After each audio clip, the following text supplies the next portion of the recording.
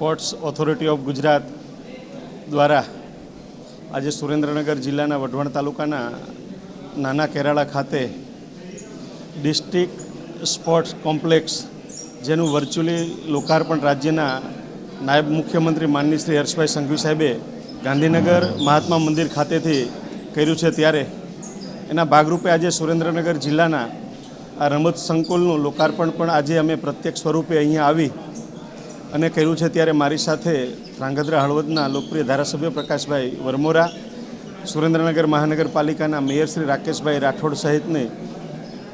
જે સમગ્ર ટીમ છે ચૂંટાયેલી અને સંગઠનની, એમની પ્રેરક ઉપસ્થિતિમાં અહીંયા લોકાર્પણ થયું છે। અમારા જિલ્લાના જે પ્રતિભા સંપન્ન ખેલાડી ભાઈઓ બહેનો છે એને રમવા માટેનું એક સરસ મજાનું આ આઉટડોર અને ઇન્ડોર જે સંકુલ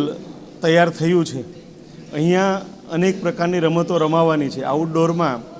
વોલીબોલ, કબડ્ડી, ખોખો, જ્યારે ઇન્ડોરમાં બાસ્કેટબોલ, બેડમિન્ટન, ટેબલ ટેનિસ, સાથે સાથે જુડો અને જિમ્નેશિયમ પણ અહીંયા એ રમતો રમાવાની છે। આખું જ સ્પોર્ટ સંકુલ છે તે સેન્ટ્રલી એસી છે, એટલે રમત રમતા ખેલાડીઓને પણ કોઈપણ પ્રકારની મુશ્કેલી ન પડે અને આ રમતને નિહાળવાવાળા જે ભાઈઓ બહેનો છે એને પણ કોઈ પણ પ્રકારની મુશ્કેલી ન પડે એ માટેનો જે સેન્ટ્રલ હોલ છે એમાં 200 લોકો બેસીને આ રમતને નિહાળી શકે એ પ્રકારની વ્યવસ્થા સરકારના આ સ્પોર્ટ્સ ઓથોરિટી ઓફ